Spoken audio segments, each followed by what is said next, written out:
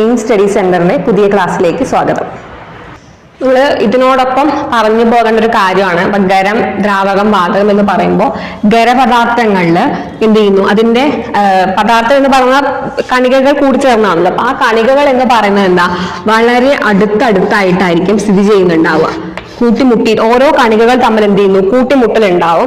അതുകൊണ്ട് തന്നെ ഇവയ്ക്ക് എന്താ, ചലന സ്വാതന്ത്ര്യം ഇല്ല. അതായത് ചലിക്കാൻ പറ്റില്ല. എവിടെയാണോ വെച്ചിട്ടുള്ളത് അത് ആ ഭാഗത്ത് തന്നെ നിൽക്കും. അത് ആ ഭാഗത്ത് തന്നെ സ്ഥിതി ചെയ്യുന്ന ഒരു സവിശേഷതയാണ് ഉണ്ടാവുക. അതായത് ചലന സ്വാതന്ത്ര്യം ഇവിടെ ഇല്ല, ചലിക്കാൻ സാധിക്കില്ല. പിന്നെ ലിക്വിഡ് ആവുന്ന സമയത്ത്, ഖരത്തിൽ നിന്നും ദ്രാവകമാകുന്ന സമയത്ത് എന്ത് ചെയ്യുന്നു, കണികകൾ തമ്മിലുള്ള അകലം കുറച്ചുകൂടി കൂടും. അതായത് അകലം കൂടുന്നുണ്ട്. പക്ഷെ വളരെ അകലെയാണ് നമുക്ക് പറയാൻ പറ്റില്ല, എങ്കിലും അടുത്ത് തന്നെയാണ്. പക്ഷെ കൂട്ടിമുട്ടി നിൽക്കുന്നില്ല. അതുകൊണ്ട് തന്നെ ഇവയ്ക്ക് എന്താ, കുറച്ചെങ്കിലും ചലിക്കാൻ പറ്റും. വാതകവുമായി കമ്പയർ ചെയ്യാൻ പറ്റില്ല, എങ്കിലും ഖരമായി കമ്പയർ ചെയ്യുന്ന സമയത്ത് കുറച്ചെങ്കിലും അതിന് ചലന സ്വാതന്ത്ര്യം ഉണ്ടെന്ന് പറയാം. എങ്കിൽ വാതകം എത്തുന്ന സമയത്ത് നമുക്കറിയാം ഓരോ മോളിക്കൂളും വളരെ ദൂരെ ആയിട്ടായിരിക്കും നിൽക്കുന്നുണ്ട്. അതിന് ചലന സ്വാതന്ത്ര്യം കൂടുതലാണ്. കാരണം ഒരു ഭാഗത്തിന് ഇങ്ങനെ മോളിക്യൂൾസ് കൂടിച്ചേർന്ന് നിൽക്കുന്നില്ല, ഓരോ ഭാഗത്തായിട്ട് ചിതറിക്കിടക്കുകയാണ് ചെയ്യുന്നുണ്ടാവുക. അപ്പൊ ഓരോ കണികകൾ ഇങ്ങനെ വ്യത്യസ്തമായ ദിശകളിൽ നിൽക്കുന്നതുകൊണ്ട് തന്നെ ഇവയ്ക്ക് ഏത് ദിശയിലും ചലിക്കാനുള്ള ചലന സ്വാതന്ത്ര്യം കൂടുകയാണ്. അപ്പോൾ ഖരത്തിൽ നിന്നും വാതകത്തിലേക്ക് എത്തുമ്പോഴും നമുക്ക് എന്താ പറയാം, അത് തമ്മിലുള്ള കണികകൾ തമ്മിലുള്ള അകലം കൂടുകയും ചലന സ്വാതന്ത്ര്യവും കൂടുകയാണ് ചെയ്യുന്നത്. രണ്ടും കൂടുകയാണ് ചെയ്യുന്നത്. ചലന സ്വാതന്ത്ര്യം അതേപോലെ തന്നെ കണികകൾ തമ്മിലുള്ള അകലവും കൂടുന്നു. നമ്മൾ പദാർത്ഥത്തിന്റെ ഭൗതിക അവസ്ഥകളെ കുറിച്ച് പറഞ്ഞു അല്ലെ. ഖരം, ദ്രാവകം, വാതകം എന്നതിന് പുറമെ വേറെയും കുറെ ചില അവസ്ഥകളിൽ നമ്മൾ കണ്ടുപിടിക്കപ്പെട്ടിട്ടുണ്ട്. പുതിയ പരീക്ഷണങ്ങളിലൂടെയും കുറെ അവസ്ഥകൾ, അതായത് പദാർത്ഥം ഈ 3 അവസ്ഥകൾക്ക് പുറമെ വേറെയും കാണപ്പെടുന്ന ഒന്നാണ് ഈ പ്ലാസ്മ. 4ാമത്തെ അവസ്ഥയാണ് ഈ പ്ലാസ്മ സ്റ്റേറ്റ് എന്ന് പറയുന്നത്. പ്രത്യേകിച്ചും ഈ നല്ല ചൂടുള്ള, അതായത് സൂര്യനിലൊക്കെയാണ് ഈ പ്ലാസ്മ സ്റ്റേറ്റ് കാണപ്പെടുന്നത്. അവിടെ മോളിക്യൂൾസ് ഒക്കെ അയോണീകരിക്കപ്പെട്ടിട്ടാണ് കാണപ്പെടുന്നു എന്നാണ്. അതിനെക്കുറിച്ച് കൂടുതൽ അറിയേണ്ട കാര്യമില്ല. പക്ഷെ ഏതൊക്കെ അവസ്ഥയാണ് ഈ ഖരം, ദ്രാവകം, വാതകത്തിന് പുറമെ കാണപ്പെടുന്നത് എന്ന് നമുക്ക് അറിയണം. കാരണം അത് റീസെന്റ് ആയിട്ട് കുറെ പുതിയ അവസ്ഥകൾ കണ്ടുപിടിച്ചതുകൊണ്ട് നമുക്ക് ഏതൊക്കെ അവസ്ഥയാണെന്ന് അറിയണം. അതിനെക്കുറിച്ച് ഡീറ്റെയിൽ ആയിട്ട് അറിഞ്ഞില്ലെങ്കിൽ പോലും അതിന്റെ കാറ്റഗറീസ് ഏതൊക്കെയാണെന്ന് നോക്കാം. പ്ലാസ്മയാണ് 4ാമത്തെ സ്റ്റേറ്റ് ആയിട്ട് പറയുന്നത്. 5ാമത്തെ സ്റ്റേറ്റ് എന്ന് പറയുന്നത് ബോസ്-ഐൻസ്റ്റീൻ കണ്ടൻസേറ്റ് എന്ന് പറയുന്നൊരു സ്റ്റേറ്റ് ഉണ്ട്. 6ാമത്തെ സൂപ്പർ ഫ്ലൂയിഡ് അവസ്ഥ. ഈ ഒരു 3 കാറ്റഗറി കൂടി നമ്മൾ പഠിച്ചു വെക്കണം. ഇനി നമ്മൾ നോക്കാൻ പോകുന്നത് മൂലകങ്ങളും അവയുടെ പ്രതീകങ്ങളെ കുറിച്ചിട്ടാണ്. അതായത് നമ്മൾ പറയുകയാണെങ്കിൽ സിംബൽസ് ഓഫ് എലമെന്റ്സ്. നമ്മളിപ്പോൾ ഓരോ മൂലകങ്ങളെയും, ഇപ്പോൾ ഓക്സിജൻ ആണെങ്കിൽ നമ്മൾ O എന്ന് പറഞ്ഞിട്ട് കൊടുക്കും, കാർബൺ ആണെങ്കിൽ C എന്ന് പറയും, അതേപോലെ സിൽവർ ആണെങ്കിൽ Ag എന്ന് പറഞ്ഞിട്ട് കൊടുക്കും. എന്തുകൊണ്ടാണ് ഈ ഓരോ മൂലകങ്ങൾക്ക് അതിന് സിംബലായിട്ട് നമ്മൾ ഇങ്ങനെ കൊടുക്കാൻ കാരണം? അത് എങ്ങനെയാ വെച്ചാൽ പലതരത്തിലുള്ള അടിസ്ഥാനങ്ങളുണ്ട്. ആദ്യകാലങ്ങളിൽ എങ്ങനെയായിരുന്നു വെച്ചാൽ, എക്സാമ്പിള് കാർബൺ ആണെങ്കിൽ കാർബൺ നമ്മൾ ഇംഗ്ലീഷിൽ എഴുതാണെങ്കിൽ CARBN. അപ്പൊ അതിന്റെ ഫസ്റ്റ് ലെറ്ററിനെ ആയിരുന്നു അതിന്റെ സിംബൽ ആയിട്ട് അല്ലെങ്കിൽ പ്രതീകമായിട്ട് ഉപയോഗിച്ചിട്ടുണ്ടായിരുന്നത്. അപ്പൊ കാർബണിന് C അങ്ങനെ വന്നു. അതേപോലെ ചില എലമെന്റ്സ്, ഇപ്പൊ ഓക്സിജൻ ആയിക്കോട്ടെ, ഓക്സിജൻ ആണെങ്കിലും ഫസ്റ്റ് എലമെന്റ് തന്നെയായിരുന്നു. ക്ലോറിൻ ആണെങ്കിലും Cl എന്ന് വന്നു. ഇപ്പൊ ക്ലോറിൻ, അതേപോലെ ബ്രോമിൻ, കാൽഷ്യത്തിന്റെ കേസിൽ എങ്ങനെയാണെന്ന് എടുക്കുന്നത് വെച്ചാൽ ഫസ്റ്റത്തെ എലമെന്റ്, ആദ്യത്തെ കാൽഷ്യം എന്ന് പറയുന്ന ആ ഒരു ഇംഗ്ലീഷിൽ എഴുതുകയാണെങ്കിൽ അതിന്റെ ഫസ്റ്റ് ലെറ്ററും സെക്കൻഡ് ലെറ്ററും കൂടി നമ്മൾ എടുക്കുന്നുണ്ട്. അതുകൊണ്ടാണ് CA വന്നത്. അല്ലാതെ നമ്മൾ ഫസ്റ്റ് ലെറ്റർ മാത്രമാണ് എടുക്കുന്നതെങ്കിൽ ഈ കാൽഷ്യവും കാർബണും തമ്മിൽ നമുക്ക് വേറിട്ട് തിരിച്ചറിയാൻ പറ്റില്ല. സോ അതിന് വേണ്ടിയിട്ട് ഈ നെയിമിങ്ങിൽ തന്നെ എന്ത് ചെയ്യുന്നു, പലതരത്തിലുള്ള അടിസ്ഥാനങ്ങളായിട്ട് നമ്മൾ യൂസ് ചെയ്യുന്നുണ്ട്. ചില കേസിൽ നമ്മൾ പല രാജ്യങ്ങളുടെ പേരിന് വെച്ചിട്ടാണ് ഓരോ എലമെന്റ്സ് ഉണ്ടാക്കിയിട്ടുള്ളത്. രാജ്യങ്ങളുണ്ട്, ഗ്രഹങ്ങൾ, അല്ലെങ്കിൽ നിറം, ഇല്ലെങ്കിൽ എന്താ ഓരോ സയന്റിസ്റ്റിന്റെ പേരിന്, അത് അവർക്കൊക്കെ ഓർമ്മയ്ക്കായിട്ടും പല എലമെന്റ്സിനും നമ്മൾ അങ്ങനെ പേര് കൊടുത്തിട്ടുണ്ട്. പ്രധാനമായിട്ട് സയന്റിസ്റ്റുകൾക്കും സയന്റിസ്റ്റ് വെച്ചിട്ടുള്ള പേരുകളും അതേപോലെ സ്ഥലം വെച്ചിട്ടുള്ള പേരുകളൊക്കെ കൊടുത്തിട്ടുള്ളത് ആർട്ടിഫിഷ്യൽ ആയിട്ട് നമ്മൾ 95 എലമെന്റ്സ് നമ്മൾ പ്രകൃതിയാൽ തന്നെ കാണപ്പെടുന്നു എന്ന് പറഞ്ഞു. നാച്ചുറൽ ആയിട്ടുള്ള എലമെന്റ്സ് ആണ്. അല്ലാതെ ഉള്ള സിന്തറ്റിക് ആയിട്ട് നമ്മൾ ആർട്ടിഫിഷ്യൽ ആയിട്ട് ഉണ്ടാക്കിയ എലമെന്റ്സിനൊക്കെ ഭൂരിഭാഗവും ഓരോ രാജ്യം അല്ലെങ്കിൽ ഓരോ സയന്റിസ്റ്റുകളുടെ ഓർമ്മയ്ക്കായിട്ടൊക്കെ കൊടുക്കുന്നുണ്ട്. അപ്പോൾ മെയിൻ ആയിട്ട് ഒന്ന് പറയുന്നത് ആദ്യം തന്നെ എന്ത് ചെയ്യുന്നു, ചിലത് ലാറ്റിൻ നെയിംസ് വെച്ചിട്ടാണ്. അത് നമുക്ക് പറയാം, കുറച്ച് എലമെന്റ്സ് അങ്ങനെ ലാറ്റിൻ നെയിംസിൽ നിന്നും വന്നിട്ടുണ്ട്. അല്ലാതെ നമ്മൾ പറയുകയാണെങ്കിൽ ഓരോ എലമെന്റ്സ് അതിന്റെ ഇംഗ്ലീഷ് നെയിം എന്താ നോക്കുക, അതിന്റെ ഫസ്റ്റ് ലെറ്റർ യൂസ് ചെയ്യാം. ഇല്ലെങ്കിൽ ഫസ്റ്റ് ലെറ്റർ ദെൻ അതിനുശേഷമുള്ള ഇതിൽ ഏതെങ്കിലും ഒരു ലെറ്റർ എടുക്കുകയാണെങ്കിൽ അങ്ങനെ രണ്ട് ലെറ്റേഴ്സ് യൂസ് ചെയ്തിട്ട് ഇപ്പൊ കാൽഷ്യം, ബ്രോമിൻ, ക്ലോറിൻ ഇതൊക്കെ എന്താ രണ്ട് സിമ്പിൾസ് അതിന് വരുന്നുണ്ട്, സി എന്നും എ എന്നും. അപ്പൊ ആ ഒരു സിമ്പിളിൽ 2 ലെറ്റേഴ്സ് വരുന്നുണ്ട്, അങ്ങനെയും നെയിമിങ് കൊടുക്കാം. അല്ലാതെ ചില എക്സാമ്പിൾ ആയിട്ട് നമ്മൾ നോക്കാൻ പോകുന്നത് നമ്മൾ പറഞ്ഞ സിന്തറ്റിക് ആയിട്ടുള്ള കുറച്ച് എലമെന്റ്സ് ഒക്കെ ഉണ്ട്. ഇപ്പൊ പൊളോണിയം എന്ന് പറയുന്ന എലമെന്റിന് ആ പേര് വരാൻ കാരണം പോളണ്ട് എന്ന് പറയുന്ന രാജ്യത്തിന്റെ ആ ഒരു ഇതിന് വേണ്ടിയിട്ടാണ്, ആ രാജ്യത്തിന് വേണ്ടിയിട്ടാണ്, ആ രാജ്യത്തെ എക്സ്പ്രസ് ചെയ്യാൻ വേണ്ടിയിട്ടാണ് പൊളോണിയം എന്ന പേര് ആ എലമെന്റിന് കൊടുത്തിട്ടുള്ളത്. ദെൻ ക്യൂറിയം എന്ന് പറയുന്നത് നമ്മൾ കേട്ടിട്ടുണ്ടാവും. ക്യൂറിയം എന്ന് പറയുന്നത് സയന്റിസ്റ്റ് ആയിട്ടുള്ള മേരി ക്യൂറിയുടെ സ്മരണയ്ക്കായിട്ട് യൂസ് ചെയ്യുന്ന അവരുടെ സംഭാവന, ഇതൊരു റേഡിയോ ആക്റ്റീവ് ആയിട്ടുള്ള എലമെന്റ് ആണ്. അപ്പോൾ സംഭാവന അനുസരിച്ചിട്ട് നമ്മൾ കൊടുത്തതാണ് അങ്ങനെ ഒരു എലമെന്റിന് പേര്. ദെൻ ക്രോമിയം എന്ന് പറയുന്നത് ക്രോം എന്ന് പറയുന്നത് നിറം എന്നതാണ് അതിന്റെ അർത്ഥം. ആ ഒരു മീനിങ് ആണ് ക്രോമിയത്തിനുള്ളത്. ഇന്ത്യം എന്ന് പറയുന്നതും ഇൻഡിക്കോ എന്ന് പറയുന്ന നിറത്തിന്റെ അടിസ്ഥാനത്തിലാണ് ആ പേര് ആ എലമെന്റിന് കൊടുത്തിട്ടുള്ളത്. ദെൻ യൂറോപ്യം എന്ന് പറയുന്നത് ഒരു കോണ്ടിനെന്റ് ആണ്, ഭൂഖണ്ഡം അല്ലെ. യൂറോപ്പ് എന്ന് പറയുന്ന ഭൂഖണ്ഡത്തിന്റെ ആ ഒരു നാമത്തിൽ നിന്ന് അടിസ്ഥാനമാക്കിയിട്ടാണ് യൂറോപ്യം എന്ന് പറയുന്ന മൂലകത്തിന് ആ ഒരു പേര് വന്നത്. നെപ്റ്റ്യൂണിയം എന്ന് പറയുന്ന ഗ്രഹങ്ങളിൽ ഒന്നായിട്ടുള്ള നെപ്റ്റ്യൂണിന്റെ ഗ്രഹത്തിന് ആ ഒരു പേര് വെച്ചിട്ടാണ് നെപ്റ്റ്യൂണിയം എന്ന് വന്നത്. അതേപോലെ റൂദർഫോർഡിയം എന്ന് പറയുന്നത് റൂദർഫോർഡ് എന്ന് പറയുന്ന സയന്റിസ്റ്റിന്റെ ഒരു ഇതിന് വേണ്ടിയിട്ട് നമ്മൾ സംഭാവന ആയിട്ടില്ലെങ്കിൽ അദ്ദേഹത്തിന് ഒരു ആദരവ് സമർപ്പിച്ചിട്ടുകൊണ്ട് നമ്മൾ എന്ത് ചെയ്യുന്നു, ഓരോ എലമെന്റ്സിന് പേര് കൊടുത്തു. റൂദർഫോർഡിയം, അതേപോലെ ഐൻസ്റ്റീനിയം, അതൊക്കെ എന്താ സയന്റിസ്റ്റുകളുടെ പേരുമായി റിലേറ്റ് ചെയ്തിട്ടുണ്ടായ മൂലകത്തിനുണ്ടായ പേരുകളാണ്. ഇതൊക്കെയാണ്. അപ്പൊ അങ്ങനെയാണ് ഓരോന്നിനും സിംബൽസ് അതിനനുസരിച്ചിട്ട് വന്നിട്ടുള്ളത്. ഇപ്പൊ നമ്മള് മൂലകങ്ങളും പ്രതീകങ്ങളിലും പറഞ്ഞു എങ്ങനെയാണ് നെയിമിങ് അല്ലെങ്കിൽ സിംബൽസ് കൊടുക്കുന്നതെന്ന് പറഞ്ഞു. ചില എക്സെപ്ഷൻ ആയിട്ടുള്ള എലമെന്റ്സ് ഉണ്ട്. ഇപ്പൊ എക്സാമ്പിള് കോപ്പറിന്റെ കേസ് പറഞ്ഞു. ചെമ്പിന് നമ്മൾ സിംബൽ ആയിട്ട് കൊടുക്കുന്നത് CU എന്നാണ്. എങ്ങനെ CU എന്ന് വരാം? കോപ്പർ എന്ന് എഴുതുന്ന സമയത്ത് C ഉണ്ട്, U ഇല്ല. പക്ഷെ അത് എങ്ങനെയാണെന്ന് വെച്ചാൽ അതിന്റെ ലാറ്റിൻ നാമത്തിൽ നിന്നാണ്. ലാറ്റിൻ നാമമായിട്ടുള്ള കുപ്രിയം, കോപ്പറിനെ പറയുന്ന പേരാണ് കുപ്രിയം എന്നായിരുന്നു ലാറ്റിനിൽ പറയാ. അതിന്റെ ആദ്യത്തെ 2 ലെറ്റേഴ്സ് യൂസ് ചെയ്തിട്ടാണ് നമ്മൾ കോപ്പറിന് CU എന്ന് പറയുന്നത്. കോപ്പർ ഈസ് ചെമ്പ്, നമ്മൾ പറയുന്ന സാധാരണ ഭാഷയിൽ പറയുന്ന ചെമ്പ്. ദെൻ സോഡിയം എന്ന് പറയുന്നത് അതിന്റെ ലാറ്റിൻ നാമമായിട്ടുള്ള നേട്രിയത്തിലെ എണ്ണയാണ് നമ്മൾ സിംബൽ ആയിട്ട് യൂസ് ചെയ്യുന്നത്. ദെൻ പൊട്ടാസ്യം, നമുക്കറിയാം പൊട്ടാസ്യത്തിന് P അല്ല K ആണ് കൊടുക്കുക. P ഫോസ്ഫറസ് ആണ് അല്ലെ, K പറയുന്ന പൊട്ടാസ്യം. അപ്പൊ പൊട്ടാസ്യത്തിന്റെ പേര് വരാൻ കാരണം കാലിയം എന്ന് പറയുന്ന ലാറ്റിൻ നാമത്തിൽ നിന്നാണ് K എന്ന് പറയുന്ന സിംബൽ വരുന്നത്. ഇനി സിൽവർ എന്ന് പറയുന്ന നമ്മുടെ വെള്ളി അല്ലെ, സിൽവർ എന്ന് പറയുന്നത് നമ്മളതിനെ AG കണ്ടാണ് റെപ്രസെന്റ് ചെയ്യുക. അർജന്റീനിയം എന്ന് പറയാറുണ്ട്. അതിന്റെ യഥാർത്ഥ ലാറ്റിൻ അർജന്റീനിയം എന്ന് പറയുന്ന ആ വേർഡ് വന്നത് അർജന്റം എന്ന് പറയുന്ന ലാറ്റിൻ വേർഡിൽ നിന്നാണ്. സ്വർണം ഇസ് ഗോൾഡ്. നമ്മൾ ഗോൾഡ് ആണെങ്കിലും പീരിയോഡിക് ടേബിളിൽ ഗോൾഡ് പറഞ്ഞിട്ട് കാണില്ല, പകരം എന്താ AU. ഇറ്റ് ഈസ് AU പറഞ്ഞിട്ടാണ് കാണുക. ഇറ്റ് ഈസ് ഓറം എന്നതിൽ നിന്നാണ് ഗോൾഡിന് ഈ ഒരു സിംബൽ AU പറയുന്ന സിംബൽ വരുന്നത്. അപ്പൊ ഇതൊക്കെ മെയിൻ ആയിട്ട് എന്താ, കോപ്പർ, സിൽവർ അല്ലെങ്കിൽ ഗോൾഡ് ഒക്കെ ഇങ്ങനെയുള്ള ലാറ്റിൻ നാമത്തിൽ നിന്നാണ് ഇതിന് സിംബൽസ് വന്നിട്ടുള്ളത് അല്ലെങ്കിൽ പ്രതീകം കൊടുത്തിട്ടുള്ളതെന്നും കൂടി നമുക്കറിയാം. ഇതൊക്കെ ജസ്റ്റ് ബേസിക് ആണ്. എങ്ങനെയാണ് ഓരോ എലമെന്റ്സിനും പല രീതിയിലാണ് നമ്മൾ നെയിമിങ് കൊടുത്തിട്ടുള്ളത് ഓരോ കാറ്റഗറി അനുസരിച്ചിട്ട്. ചിലതിനെന്താ ഇല്ലെങ്കിൽ ഫസ്റ്റ് ലെറ്റർ യൂസ് ചെയ്തിട്ടുണ്ടാവും, അല്ലെങ്കിൽ ഗ്രഹങ്ങളുടെ പേരോ ഇല്ലെങ്കിൽ കൺട്രീസിന്റെ പേര്, ഇല്ലെങ്കിൽ എന്താ ഓരോ ഭൂഖണ്ഡങ്ങൾ, അങ്ങനെ സയന്റിസ്റ്റുകളുടെ പേരുകൾ, അങ്ങനെ അതുമായി റിലേറ്റ് ചെയ്തിട്ടായിരിക്കും ആ നെയിമിങ് കൊണ്ടുവന്നിട്ടുണ്ടാവുക. അതിനനുസരിച്ചിട്ടുള്ള ഒരു സിംബൽസും യൂസ് ചെയ്തിട്ടുണ്ടാവും. ചിലതിന് നമ്മൾ ലാറ്റിൻ നെയിംസിൽ നിന്നാണ് ഇതിന് ഡിറൈവ് ചെയ്തിട്ടുള്ളത്. അപ്പോൾ നമ്മൾ പദാർത്ഥങ്ങൾ നിർമ്മിച്ചിരിക്കുന്നത് കണികകൾ കൊണ്ടാണെന്ന് പറഞ്ഞു.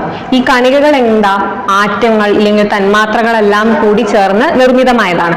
അപ്പൊ ആറ്റവും തന്മാത്രയും തമ്മിലുള്ള എന്താണ് വ്യത്യാസം? ആറ്റങ്ങൾ ചേർന്നിട്ടാണ് ഈ തന്മാത്രകൾ ഉണ്ടാവുന്നത്. അപ്പൊ ആറ്റത്തിന്റെ പ്രത്യേകത അല്ലെങ്കിൽ ആറ്റത്തിന്റെ ഒരു നിർവചനം കൊടുക്കാൻ പറഞ്ഞു വെച്ചാൽ ഒരു മൂലകത്തിന്റെ എല്ലാ സ്വഭാവവും കാണിക്കുന്ന ഏറ്റവും ചെറിയ കണികയാണ് ആറ്റം എന്ന് പറയുന്നത്.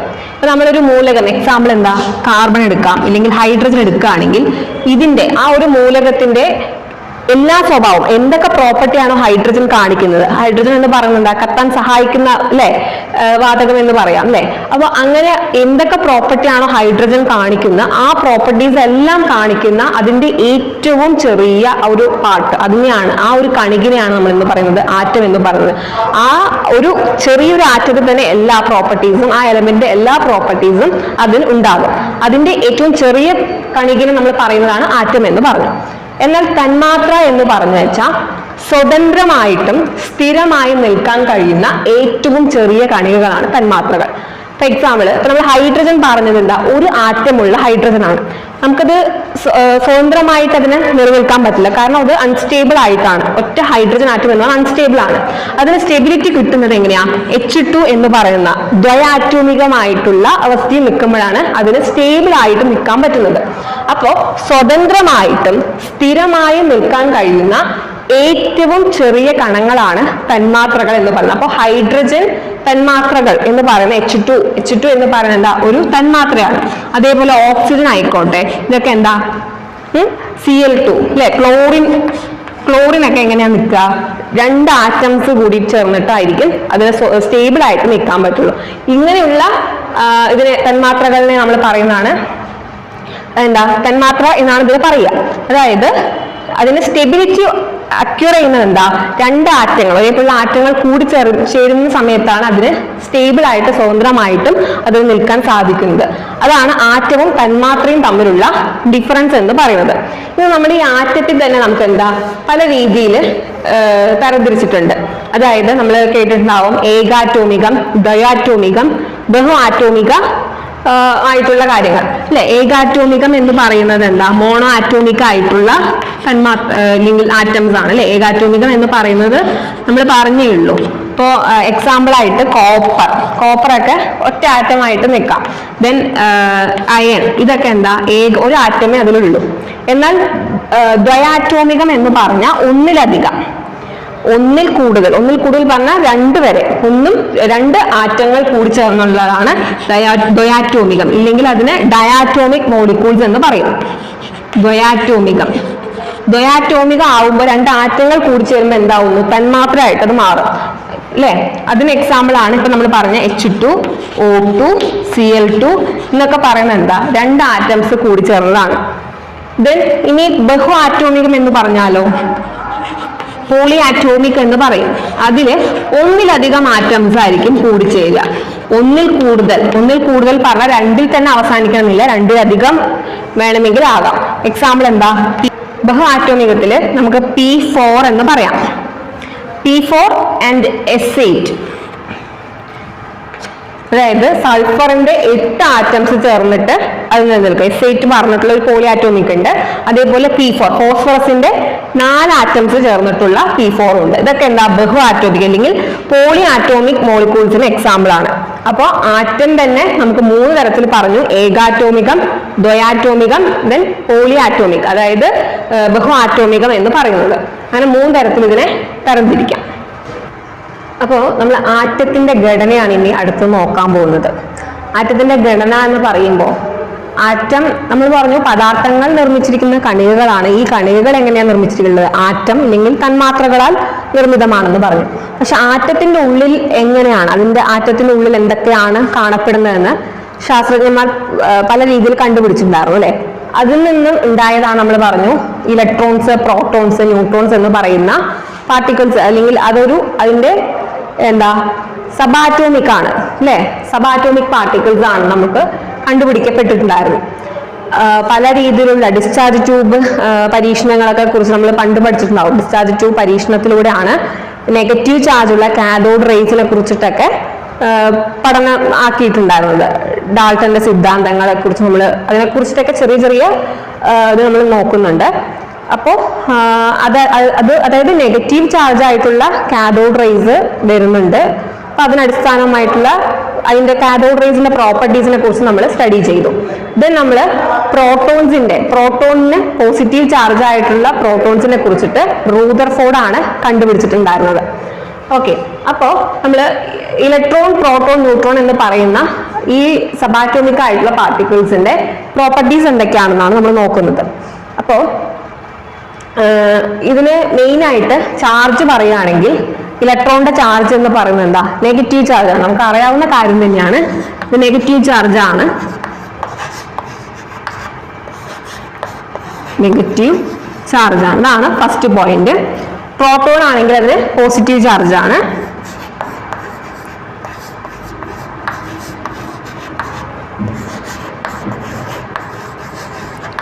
ന്യൂട്രോണിന് ചാർജ് ഇല്ല അല്ലെ, ന്യൂട്രൽ ആയിട്ടുള്ള ചാർജ് ഇല്ലാത്ത ഒരു പാർട്ടിക്കിൾ ആണ് ന്യൂട്രോൺ എന്ന് പറയുന്നത്.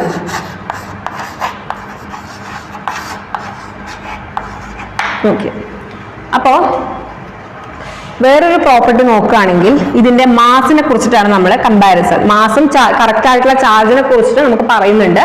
അല്ലാതെ ബേസിക് ആയിട്ട് പറയുകയാണെങ്കിൽ ഇതിന് നെഗറ്റീവ്, അത് പോസിറ്റീവ്, മറ്റൊന്ന് ചാർജ് ഇല്ല. ഇനി ഇത് ഹൈഡ്രജൻ ആറ്റത്തിന്റെ മാസുമായിട്ടാണ് നമ്മൾ കമ്പയർ ചെയ്ത് പറയുന്നത്. എത്ര മാസാണെന്ന് പ്രോട്ടോൺ എന്ന് പറയുന്നത് ഹൈഡ്രജൻ ആറ്റത്തിന് തുല്യമാണ്. ഏകദേശം പ്രോട്ടോണും ന്യൂട്രോണും എന്താ സിമിലർ ആയിട്ടുള്ള മാസാണ്. കുറച്ചുകൂടി മാസ് കൂടുതൽ ന്യൂട്രോൺ ആണെങ്കിലും നമ്മൾ പറയുക രണ്ടിനും ഏകദേശം ഒരേപോലെ മാസായിട്ടാണ് പറയുക. ഹൈഡ്രജൻ ആറ്റത്തിന് തുല്യമായിട്ടുള്ള ഒന്നാണ് പ്രോട്ടോൺ എന്ന് പറയുന്നത്.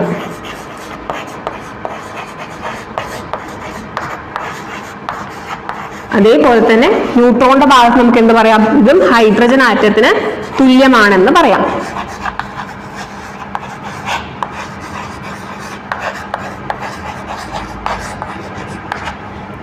ഹൈഡ്രജൻ ആറ്റത്തിന് തുല്യമാണ്. ദെൻ ഇലക്ട്രോണിന്റെ കേസിൽ വരുമ്പോൾ ഇലക്ട്രോണ് പ്രോട്ടോണിന് ന്യൂട്രോണിനേക്കാളും എന്തായിരിക്കും? മാസ് കുറവാണ്. അതായത് ഹൈഡ്രജൻ ആറ്റത്തിന്റെ 1837 നമ്മൾ അങ്ങനെ ഡിവൈഡ് ചെയ്യുകയാണെങ്കിൽ അതിൽ ഒരു ഭാഗം, ഹൈഡ്രജൻ ആറ്റത്തിന്റെ 1837 ഒരു ഭാഗമാണ് ഇതിന്റെ മാസ് എന്ന് പറയുന്നത്. അതായത് അത്രയും സ്മോൾ മാസാണ് ഇലക്ട്രോണിനുള്ളത്. ഹൈഡ്രജൻ ആറ്റത്തിന്റെ 1837 ഒരു ഭാഗം മാത്രമേ ഉള്ളൂ ഇലക്ട്രോണിന്റെ മാസ് എന്ന് പറയുന്നത്. ഓക്കെ,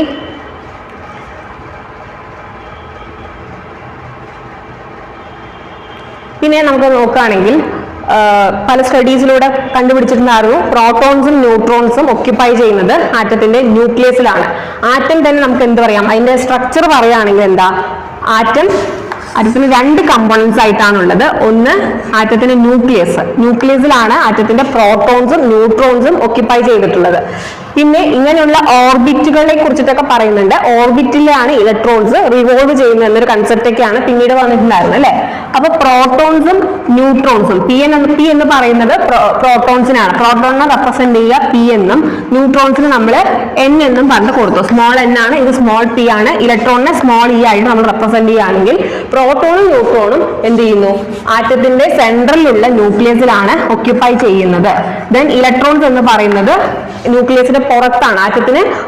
ആറ്റത്തിന്റെ ഓർബിറ്റുകൾ പറയുന്ന ആ ഭാഗത്താണ് ഇലക്ട്രോണുകൾ കാണപ്പെടുന്നത്. അപ്പോൾ നമുക്ക് പറയാം ന്യൂക്ലിയസിന് പുറത്ത് കാണപ്പെടുന്ന ഒന്നാണ് ഇലക്ട്രോൺ.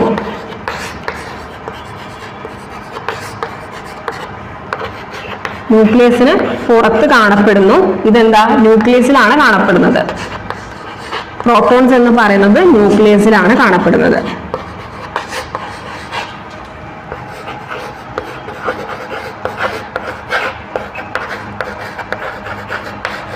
ഇതും ന്യൂക്ലിയസിൽ കാണപ്പെടുന്നു അല്ലെ. ന്യൂട്രോൺസ്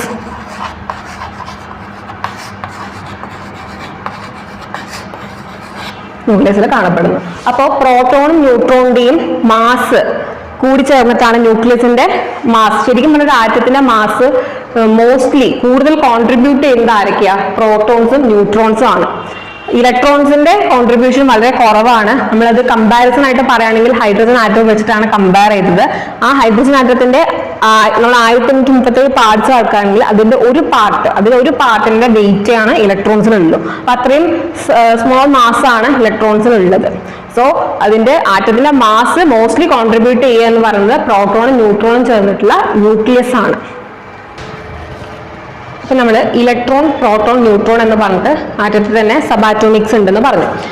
ഇലക്ട്രോൺ കണ്ടുപിടിച്ച സയന്റിസ്റ്റ് ആണ് J Thomson. And proton is Rutherford. Neutron എന്ന് പറഞ്ഞ ചാഡ്വിക് ആണ്. അപ്പൊ അത് പഠിക്കാനുള്ള ഒരു സിമ്പിൾ ട്രിക്ക് എന്ന് പറയുന്നത് ജസ്റ്റ് നമ്മൾ ഇതിന്റെ സിമ്പിൾസ് എഴുതാം. പ്രോട്ടോൺസിന് P എന്നും ന്യൂട്രോൺസിന് N എന്നും ഇലക്ട്രോൺസിന് E എന്നും നമ്മൾ പറഞ്ഞു. അതിനെ സിമ്പിൾ ആയിട്ട് പെന്നായിട്ട് എഴുതുകയാണെങ്കിൽ അതിന് കറസ്പോണ്ടിങ് ആയിട്ട് RTC ഇങ്ങനെ എഴുതി വെച്ചാൽ, അതായത് Pക്ക് കറസ്പോണ്ടിങ് ആയിട്ട് R എടുക്കുക. അതായത് proton is discovered by Rutherford, then electron is discovered by ആരാ, T എന്ന് പറയുന്നത് ജെ തോംസൺ, അതിലെ T എടുത്തത്. ദെൻ ന്യൂട്രോണിന്റെ ചാഡ്വിക്കും ആണ്. ഇങ്ങനെ പഠിച്ചു വെക്കാവുന്നതാണ്. അപ്പൊ ഇതിന്റെ ആരാ ഡിസ്കവർ ചെയ്തിട്ടുള്ളതെന്ന് നോക്കി വെക്കേണ്ടതാണ്. ദെൻ അതിന്റെ മാസിനെ കുറിച്ച് നോക്കുകയാണെങ്കിൽ നമ്മൾ പറഞ്ഞു പ്രോട്ടോണും ന്യൂട്രോണിനേക്കാളും മാസ് വളരെ കുറവാണ് ഇലക്ട്രോണിന്. അതെന്ന് പറയുന്നത് 9.1 × 10⁻³ കിലോഗ്രാം ആണ്. പ്രോബ്ലത്തിന് ഈ വാല്യൂസ് ആവശ്യമാണ്. 9.1 × 10⁻³ കിലോഗ്രാം. പ്രോട്ടോയുടെ കേസിൽ അതിന്റെ വാല്യൂ 1.672 × 10⁻27 കിലോഗ്രാം ആണ്. ന്യൂട്രോൺ ആവുമ്പോൾ ഏകദേശം ഒരേ വാല്യൂ തന്നെയാണ്, 1.674 × 10⁻27 കിലോഗ്രാം ആണ്. ഇത് നോർമലി നമുക്ക് സിമ്പിൾ ആയിട്ട് ജനറൽ ആയിട്ട് പറയുകയാണെങ്കിൽ ഇത് ഇത്രയും യൂണിഫൈഡ് മാസ് 1U ആയിട്ട് കൊടുക്കുന്നു. ന്യൂട്രോണും 1 യൂണിഫൈഡ് മാസ് ആണെങ്കിൽ ഇലക്ട്രോണിന്റെ കേസിൽ അത് 0 യൂണിഫൈഡ് മാസ് എന്ന് പറയാം. കമ്പാരിസൺ ആയിട്ട് പറയാണ്. ദെൻ ചാർജ് എന്ന് പറയുന്നത് ഇലക്ട്രോണിന്റെ ചാർജ് നെഗറ്റീവ് ആണ്. So -1.6 × 10⁻⁻19 coulomb. കൂളോമിലാണ് നമ്മൾ എന്ത് ചെയ്യുന്നത്, ചാർജിനെ റെപ്രസെന്റ് ചെയ്യുന്നത് അല്ലെ. SI യൂണിറ്റ് എന്ന് പറഞ്ഞ കൂളോമാണ്. സോ 1.6 × 10⁻⁻19 ആണ് അതിന്റെ വാല്യൂ. അതിന് ഒരു പ്ലസ് സൈൻ കൊടുത്താൽ പ്രോട്ടോണിന്റെ ചാർജും ആയി. അപ്പൊ ഒന്നുമില്ല, അതിൽ നെഗറ്റീവ് ആൻഡ് പോസിറ്റീവ് മാത്രമേ വ്യത്യാസമുള്ളൂ. ന്യൂമറിക്കൽ വാല്യൂ എന്ന് പറയുന്നത് രണ്ടിലും സിമിലർ ആണ്. 1.6 × 10⁻⁻19 ആണ്. ന്യൂട്രോൺ എന്ന് പറയുന്നത് ന്യൂട്രൽ ആയതാണ്, ചാർജ്ലെസ് ആയതുകൊണ്ട് തന്നെ 0 ആണ് അതിന്റെ വാല്യൂ എന്ന് പറയുന്നത്. അപ്പൊ നമ്മൾ ആറ്റത്തിലെ അതിസൂക്ഷ്മമായിട്ടുള്ള കണികകളായിട്ടുള്ള പ്രോട്ടോൺസ്, ന്യൂട്രോൺസ്, ഇലക്ട്രോൺസ് ഒക്കെ ഉണ്ടെന്ന് പറഞ്ഞു. അവ കൂടാതെ വേറെയും ചില സൂക്ഷ്മ കണികകൾ പിന്നീട് കണ്ടെത്തിയിട്ടുണ്ട്. അത് ജസ്റ്റ് ഒന്ന് പറഞ്ഞു പോവാം നമുക്ക്. ന്യൂട്രിനോ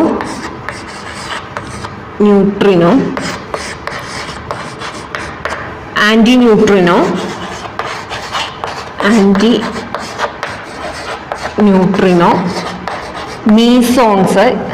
മീസോണുകൾ എന്ന് പറയും. മീസോണുകൾ. then പോസിട്രോൺസ്.